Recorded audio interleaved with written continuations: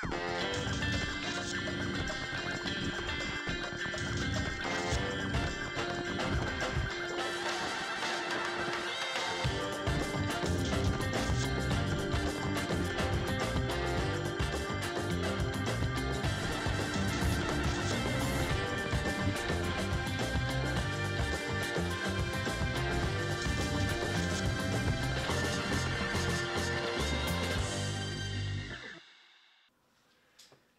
I get up in the morning, some mornings I can't stay in bed. I want to get up and find out what's happened. It's just the nature of being a reporter. I want to be the first person to know something, and once I know it, I want to be the first person to bring it to the attention of everybody. Walter Robinson veteran je istraživačkog novinarstva. Svoje znanje odnedavno prenosi studentima fakulteta Walter School of Journalism u Arizoni. Osim studentima, Walter Robinson poznat je i ostatku svijeta. On je glavno lice filma Spotlight, nagrađenog 2 Oscarima. Ipak filma ne bi bilo da upravo Robinson sa svojim istraživačkim timom Spotlight nije raskrinkao pedofiliju u dijelu katoličke crkve. Ovaj novinarski bard iz američkog Boston Globa hrvatskim je studentima prilikom njihovog studijskog boravka na sveučilištu u Arizoni prenio vrijedne lekcije. Remember, they took 5 months of our work and they compressed it into 2 hours and 8 minutes, and that alone made our work seem exciting. You know, when in real life, what we did was kind of boring. You know, we all went on the road and kind of helped promote the film, really. And I think early on, the people who made the film realized, you know, they had the actors on the road, but then they realized that we were much more interesting, believe it or not, to audiences than, I mean, obviously I had a lot more to say about the work we did than Michael Keaton. Well, how often do 4 of you remember that Catholic Church affair? This is a scandal that has still not been fully uncovered, particularly in predominantly Catholic countries where the church and the state are close, and it's hard to get the state to investigate the church. It's especially true in Latin America, where there's been not much accountability.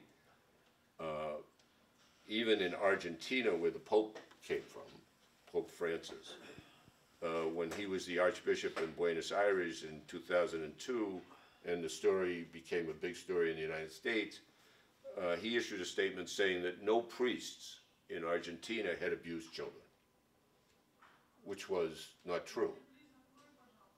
In what way did that affair change your life? Well, I think we aged more quickly, you know, because it was a tough story to do. We talked to hundreds of people who had been abused as children, and those are not easy interviews to do. I mean, not easy to ask the questions, but not easy either to listen to the answers without becoming, you know, emotionally affected. So you're reporters, you must have questions. Victims. What is the right approach to them? The trick is to gain the trust of the person, and sometimes we had to meet several times with people before they would be willing to tell us what happened to them. Because first of all, one thing you need to know, nobody would tell you this by telephone. You just email, no. You have to sit with people. And very often when they started to talk to us, the point we would make to them is that we felt that many people had been gravely hurt and that it was still happening, and that in order to put a stop to it, to bring an end to it, to make sure it didn't happen to many, many other children, if they would speak out, if they would tell their stories, if we could publish collectively what happened to so many children, that would force an end. And that was the most powerful argument. How was it to lead this really important team of investigative reporters for 7 years? For many years, when I did my stories by myself. Because I only wanted one name at the top of the story, and it wasn't yours. It was mine. It was my story. And then I became an editor and worked with younger reporters for several years. And then when I was asked to lead this team, I went and recruited 3 very good reporters. But the thing that was uppermost in my mind was finding really good reporters who I thought were selfless, that they could subordinate their own egos and work together. And that was the secret, actually, to the success of our team was the teamwork. I mean, it doesn't make any sense to have 4 reporters working together if they don't talk to each other. And the fact that we every day sat down and talked about what each of us were doing, and you would listen to what I said I was doing with my reporting, and you would sit there and think about it, and you would say, well, wait a minute, did you think to talk to so-and-so? Or have you thought about looking for that record? And you know what? I hadn't. And all of a sudden, my reporting became better because you were my teammate. And we did that every day. We've got 2 stories here. A story about degenerate clergy, and a story about a bunch of lawyers turning child abuse into a cottage industry.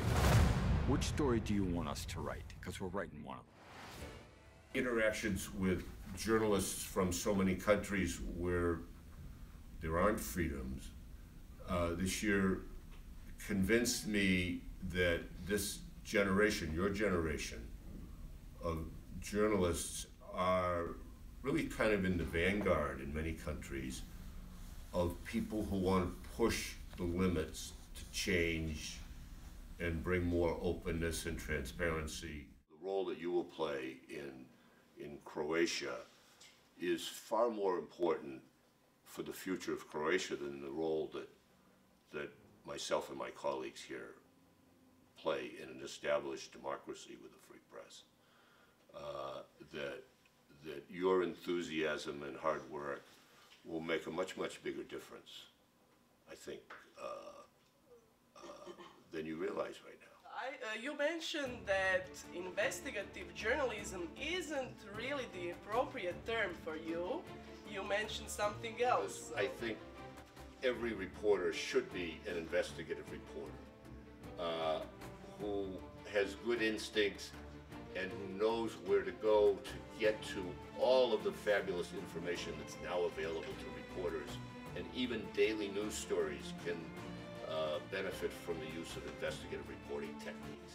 The economics of the business have made it very difficult for many news organizations to continue to do really good, I want to call it accountability reporting, because public officials and institutions accountable to the public for what they do. It is being said that investigative journalism is too expensive. How much did it cost, that investigation that you did? Marty Barron, who was our editor, is now the top editor at the Washington Post, said, and he had the numbers, that it cost the Globe, not counting our salaries, $1 million. One of the things that papers do that's very expensive is investigative reporting. And many papers have cut back or eliminated that. And I think that's a mistake. And I actually think the movie sparked a conversation in the journalism world about the importance of investigative reporting. And I don't know if you ever survey your readers or in Croatia, but here in the United States, when you take a newspaper's subscribers and you do a readership survey and you ask them what is most important, the answer is always investigative reporting. It's the whole system. Spotlight team. Show me that it came from the top down. In your words, what is it to be a journalist nowadays? You know, one thing that hasn't changed since the 1970s when I first came to the Boston Globe, and today, is that good editors will always want to hire good reporters. And good editors know what good reporters are. Good reporters are resourceful, they have good instincts, they know where to go to get information. In other words, they're already good investigative reporters. So the difference between reporters nowadays and reporters 50 or 60 years ago, reporters used to be more working class. Many of them didn't have college degrees. And so they were sort of more in tune with what was going on. Nowadays, it's very difficult for news organizations to cover and find stories about people who have been victimized by society, because we don't know those people, and we don't talk to those people. And one thing I used to do when I was an editor at the Globe, if a reporter was sitting around twiddling his or her thumbs, I would go up to them and say, I'd like you to get in your car and drive out to Hyde Park, which is a racially mixed working class section of Boston, and get out of your car and walk around and talk to people and listen to them. One thing we're not very good at, we're good at talking, but we're not very good at listening sometimes. And listen to people and find out what their lives are like, and come back with 5 stories. And I was always amazed at what the reporters came back with, because they learned things that they never imagined. The whole world. They knew, and they let it happen. It could have been you, it could have been me, it could have been any of us. There is this issue, fake news. How do you cope with fake news? What would you suggest to young journalists? Well, I would suggest that the best antidote to fake news is real news and real reporting and serious attention to fact gathering. Thank you for your conversation, for your time. Do viđenja.